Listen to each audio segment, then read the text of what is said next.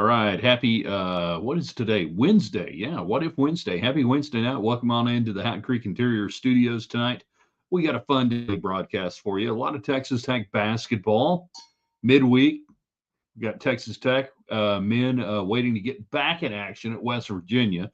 So we get a chance to talk about the seed line right now, going into the final month of the regular season. Hey, I know you got two games in March before the Big 12 tournament, but we're going to find out tonight where you think Texas Tech is going to end up. What's the high level? What's the low level on the seed line? We're required by the FCC to engage in Super Bowl hype. Tonight, you have one coach to win one game. Who would you choose all time to coach your team in a Super Bowl? Any coach, any era, anytime. And what if Wednesday we go alternate history for Cowboy fans? It's about this time every year we have this discussion. I think it's still worth having. What if Jimmy Johnson and Jerry Jones didn't break up? They stayed together. What happens to the Cowboys during the rest of the decade of the 90s and beyond? All right, let's get you going tonight on the broadcast here in the Hat Creek Interior Studios. In 3, in 2. Good evening, West Texans, all you good, fine, friendly folks out there who wish you were. I'm Ryan Hyatt, Raiderland.com, the website. Start your day there every day. We give you our questions, our thoughts, what's going on, and, of course, Raiderland Hot Links brought to you by Jackson Brothers Meat Locker in Post, Texas. They ship to you. Get online. Probably can't ship to you for the Super Bowl now. You waited too late. That's all right, though. They can handle all your meat processing. Finest meats and cheeses. Get their world-famous jerky. Brought to you by South Plains College. The road to Raiderland runs through Levelland. A lot of great Red Raiders started off as great Texans. Spring semester already underway.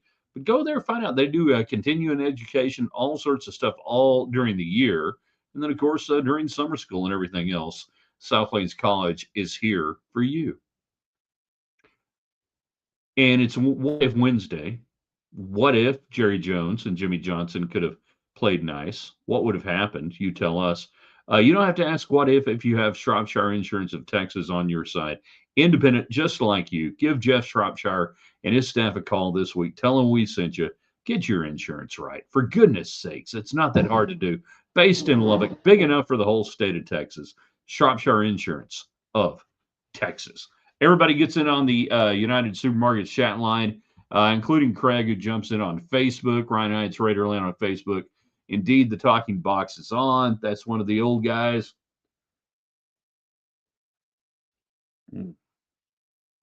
Going back to the days of Periscope, and me and David Collier hanging out. So there you go. Yeah, the talking box is on.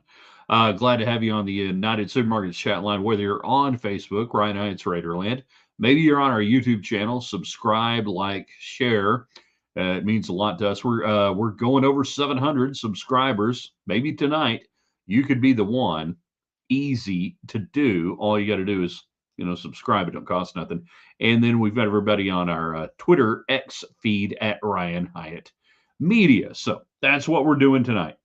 Texas Tech seed line. Where do you think the Red Raiders are going to end up? Super Bowl hype. You got one coach to win one game. Who would you choose and why? And then what if Wednesday? What if Jimmy Johnson coaches the Cowboys all through the 90s? What do you think happens? Do they not lose the next year during the Barry Switzer running down the sideline escapades at San Francisco? Do they get back to the Super Bowl? Do they beat the Chargers that year? Do they keep winning again like they did the next year when they beat the Steelers? What happens after that? What do you think happens? I have thoughts. Because some of the things that changed in the NFL are independent of Jimmy Johnson and Jerry Jones staying together as a couple. Now, we know what's happened with the organization since then. But we also know what happened to Jimmy Johnson after that. Where did he go? What did he do? How much did he win? Why did he win? Why did he not win? You tell us tonight on that. All right, get in on the United Supermarkets chat line. Don't cost nothing. A lot of fun. And we got a lot of different things you can. And by the way, if we're not talking about something you want to talk about, all you got to do is jump in, fire away questions, comments, and everything else. So Texas Tech, you look at hoopshd.com, you look at bracketville.wordpress.com. The two sites we say those are the ones you pay attention to. Pay attention to nobody else because all the other stuff, Joe Lunardi sucks at his job. He's horrible. Now, why does ESPN keep him on?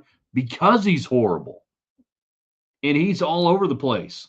And he puts the so-called right teams in there, but it don't matter.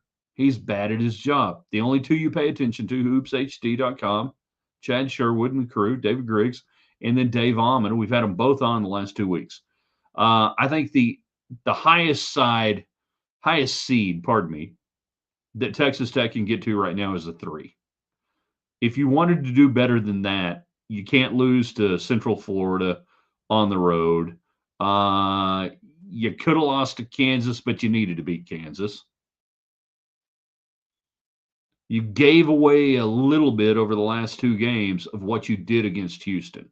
Great win against Houston, awesome win, but you gave a little bit back. You were going to have to claw higher than that. So I think the highest, and this would involve beating Arizona at Arizona. All right? You got to beat those people. You can't lose, by the way, to West Virginia and Colorado coming up.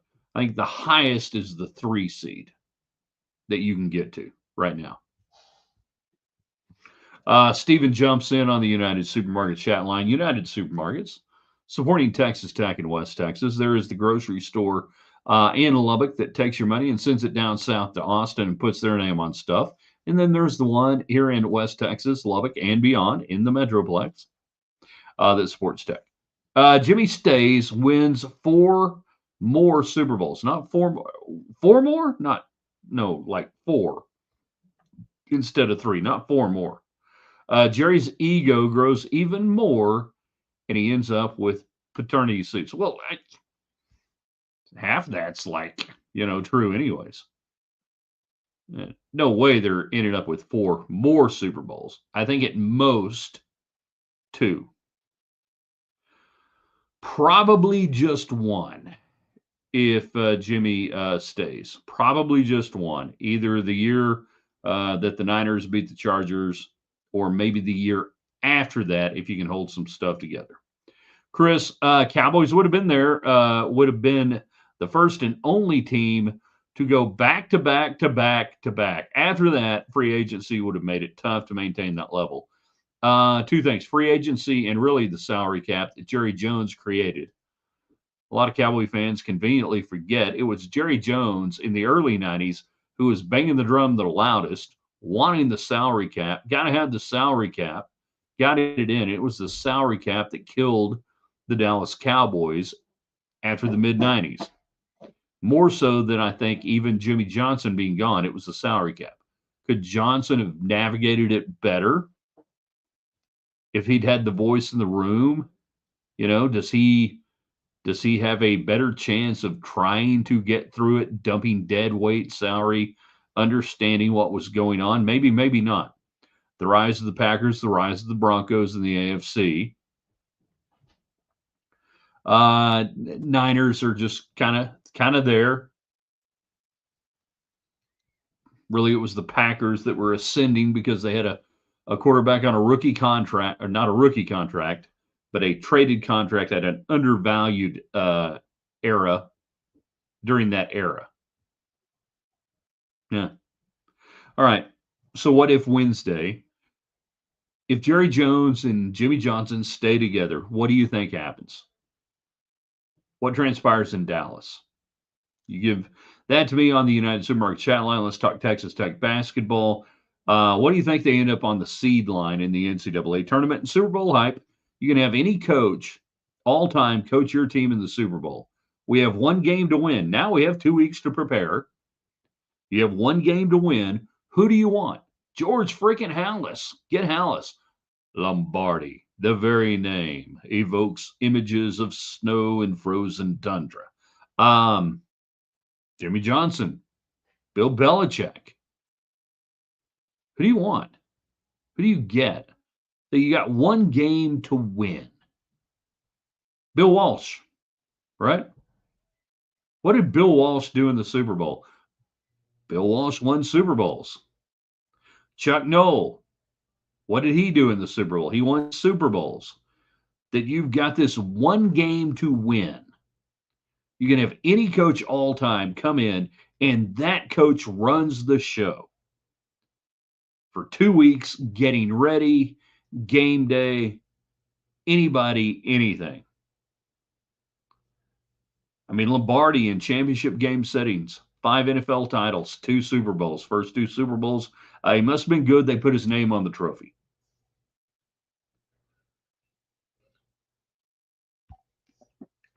Who do you have coaching your team?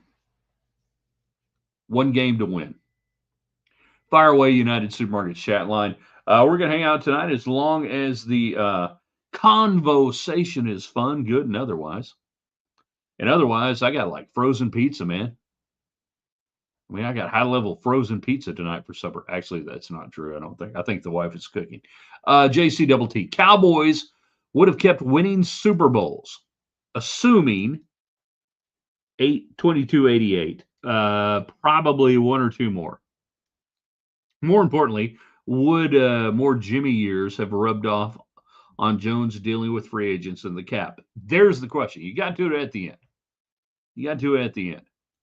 Maybe, possibly, if Jimmy Johnson is the voice in the room, the adult in the room, the football voice in the room, beyond Larry Lacewell, beyond Stephen Jones, beyond a couple of other people, would that have resonated and mattered? Now, Jimmy Johnson goes on and he coaches for Wayne Huizenga in Miami. Not a bad setup, not a bad deal. Good owner, plenty of money. Could not replicate the success that he had in Dallas. Again, the cap comes in. So, would he have been the voice that changes things?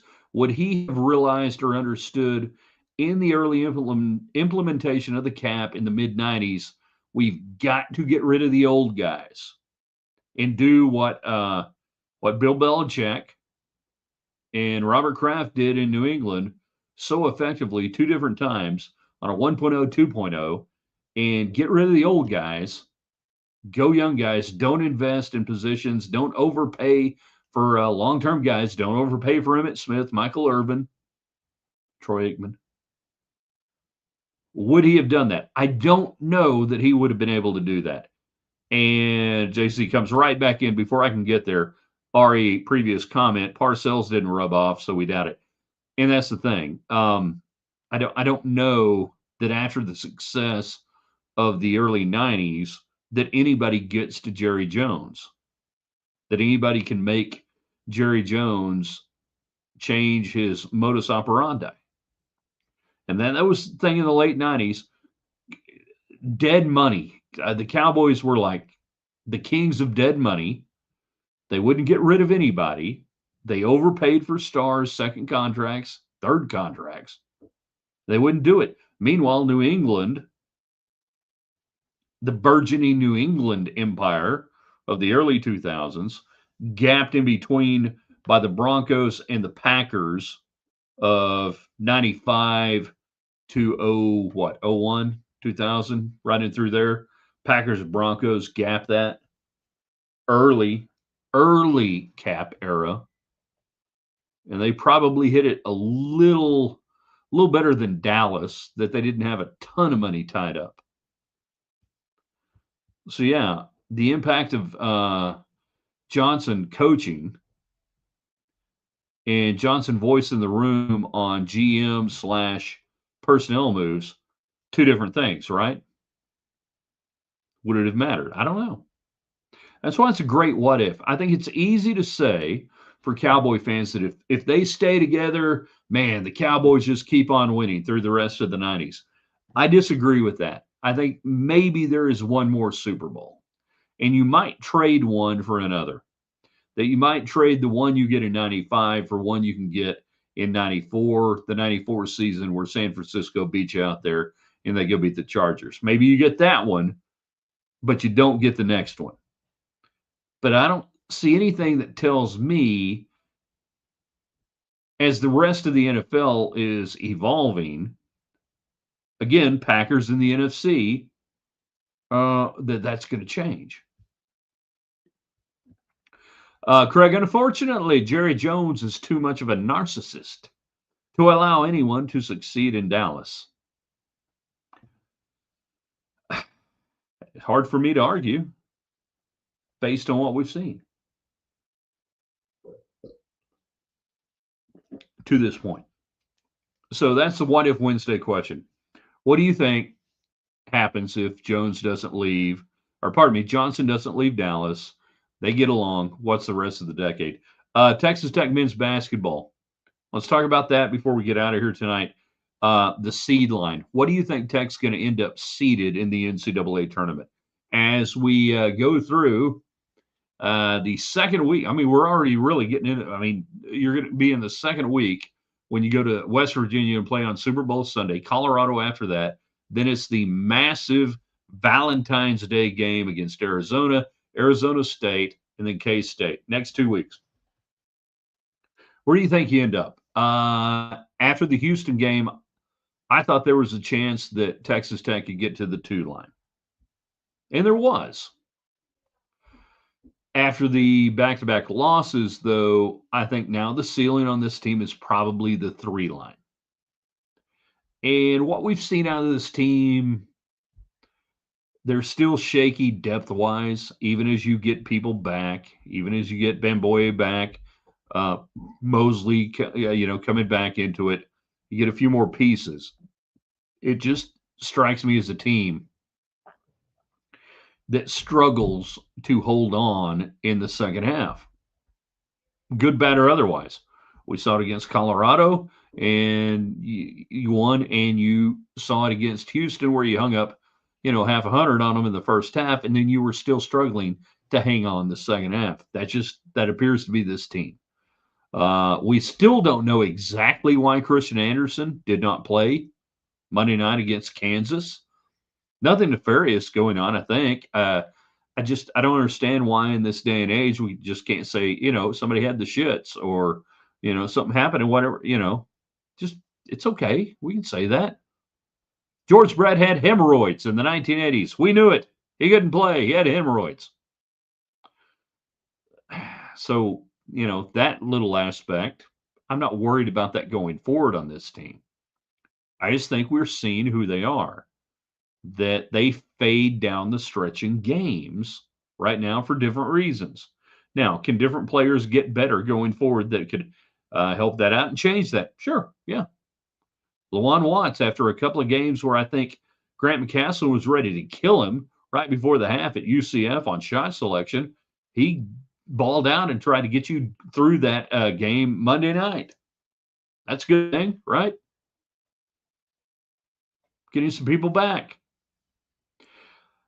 3, I think, is the ceiling. All right. 3 is the ceiling. I think the 4 or 5 line is probably where this team ends up at the end of the day, that it will teeter more to the 4 or 5 than the 3-4 in the coming weeks. Now, that changes, obviously, over the next 2 weeks. If you get wins at Arizona, you're running the table at that point, and you're closing out with wins in the regular season. Against you still got BYU one more time, TCU as well. But for now, I think you teeter more 4-5 than 3-4. This is life in the Big 12, though. It gives you opportunities. So, worst case scenario. What's the worst case scenario? You lose Arizona. You drop a game, Kansas State, or I don't know, Cincinnati, somewhere through there. You drop a game like that.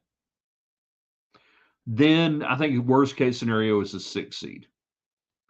Not the worst horrible line, not horrible, not brutal. And the biggest thing I think that Tech fans are going to have to understand is no matter what happens in the regular season, when you go to the Big 12 tournament, you aren't going to be able to make up a seed line.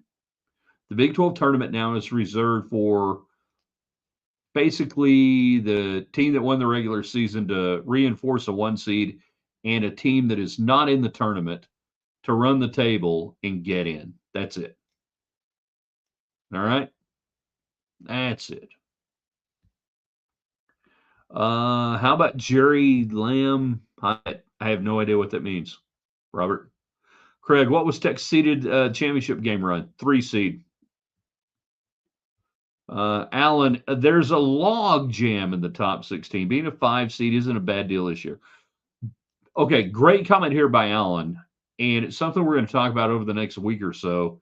I've got a couple of different guests that I want to get on to talk about the fact that this year is really interesting, that it's the death of the mid majors, that the killer 5 to 12 seeds, mid majors out there, they're not out there this year.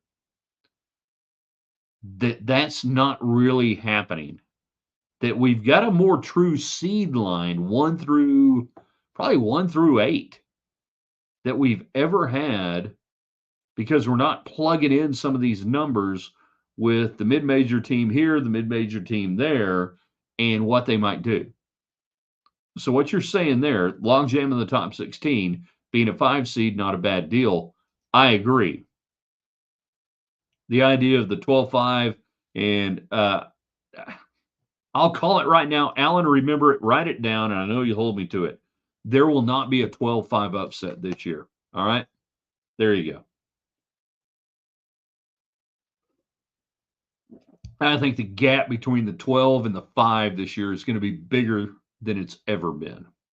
And usually we don't have a lot of 12-5 upsets. Usually it's just one. JC Tech goal, top 4 seed. Folks healthy and can now figure a stretch rotation. Finally, Big 12 tournament is an afterthought, if not double by. Yeah, it's an afterthought all the way around. The tournaments now, for any of the top 4 level seeds, the committee doesn't care. Alan, Stephen F. Austin would be the sexy 12 seed pick and could wind up as a 10-11 seed. I mean, he's not even the father of the country. He's the son of the father of the country. So, I don't know. Stephen F. I mean, Moses Austin. If it was Moses rocking the 10-11, yeah, I could see that. But Stephen, I don't know. That's just me, you know. That's just me on the Stephen F. Austin thing. No, now I'm getting messages on the super secret line over here. Hold on. Get that. Don't know about that. Yeah, that's good.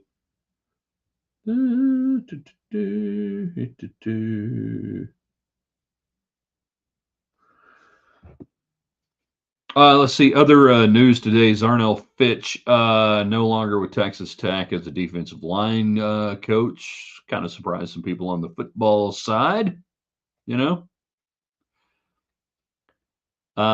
Unless you're a coordinator, here's the deal. Unless you're a coordinator, I really don't care when it comes to football coaches now, and particularly at Texas Tech, because the old thing used to be so-and-so's a good recruiter, so-and-so's good on the road, so-and-so. You know who the recruiter is? James Blanchard. That's your recruiter.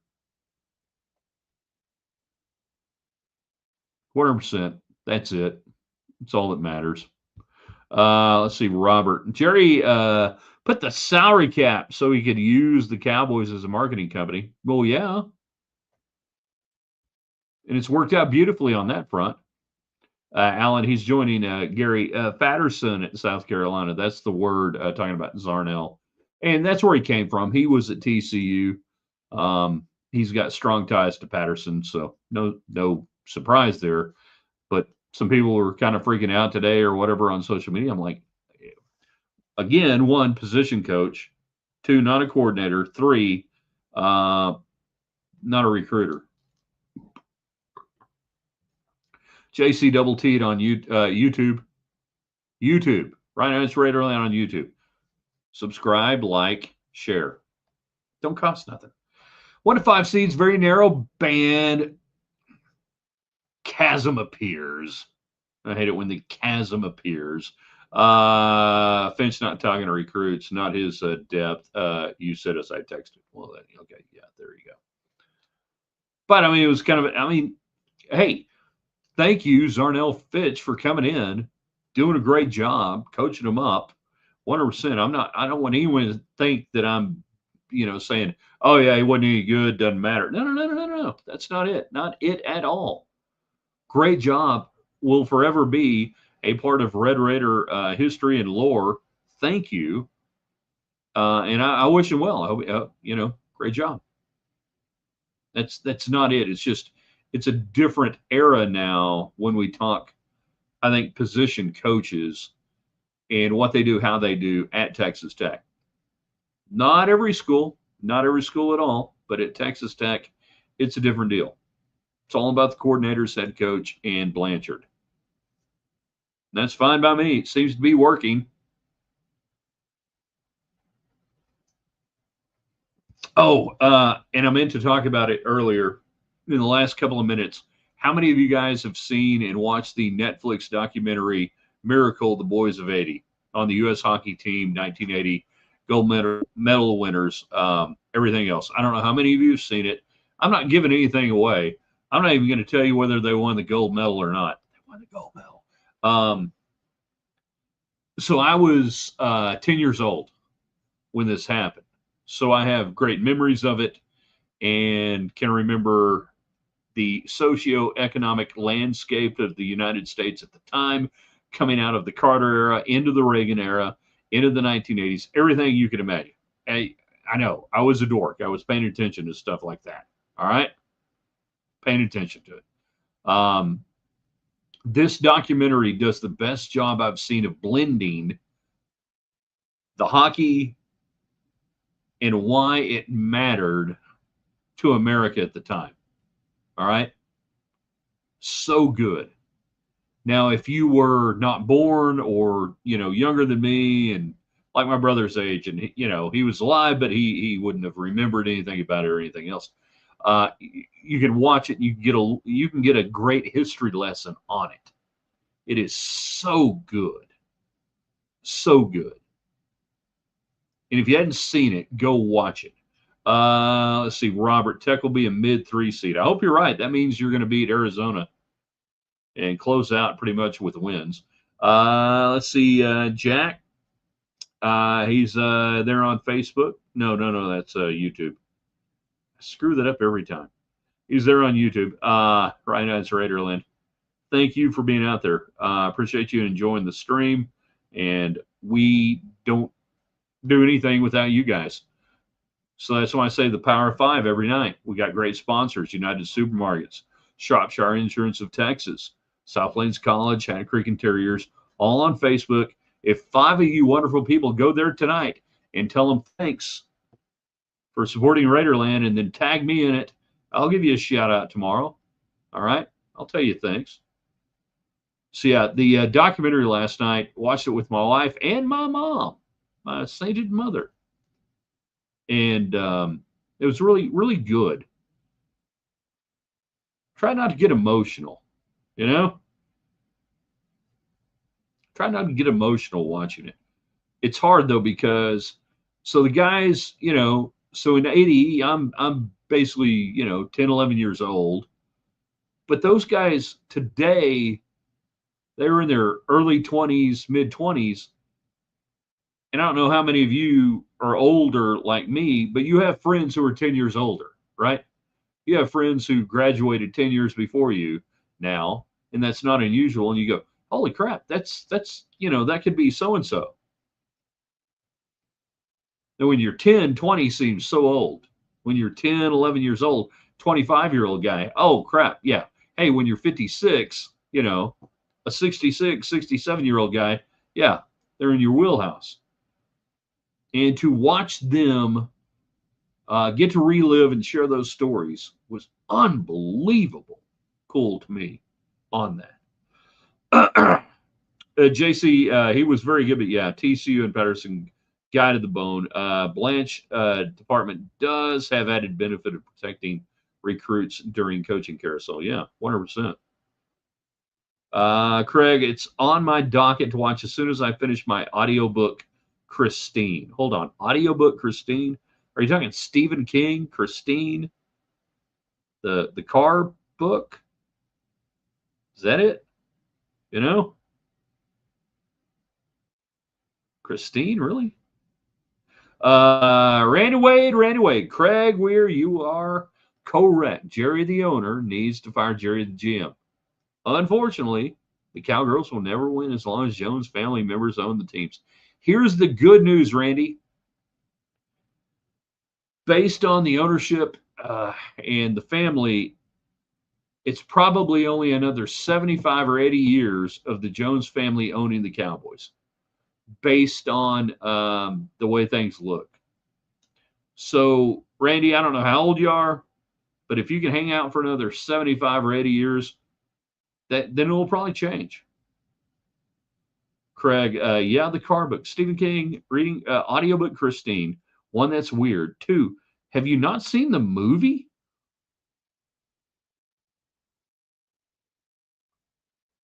Oh, have you not seen the movie, Craig? Have you not seen the movie, Christine? Timbo, I was 14 and 80 historic. Yeah, you're just slightly older than me. Thanks for the recommendation. Watch it. Miracle, The Boys of 80. You're going to love it. It's awesome. It's incredible. And he understands what I'm talking about of what it meant generationally and for all of us in America at the time when America had got their nuts kicked in during the 70s on so many different fronts. And that's not political. That's not political party. That's just reality. And Americans needed something to celebrate, um, and they gave you something. JCTT, I'll check it, but have the brooms start sweeping in Milan at 3 a.m. Something's going on in Italy. Yes, I've seen the movie. It's one of my favorite movies. I just want to know what is different between the two. Well, you were a sick, twisted son of a.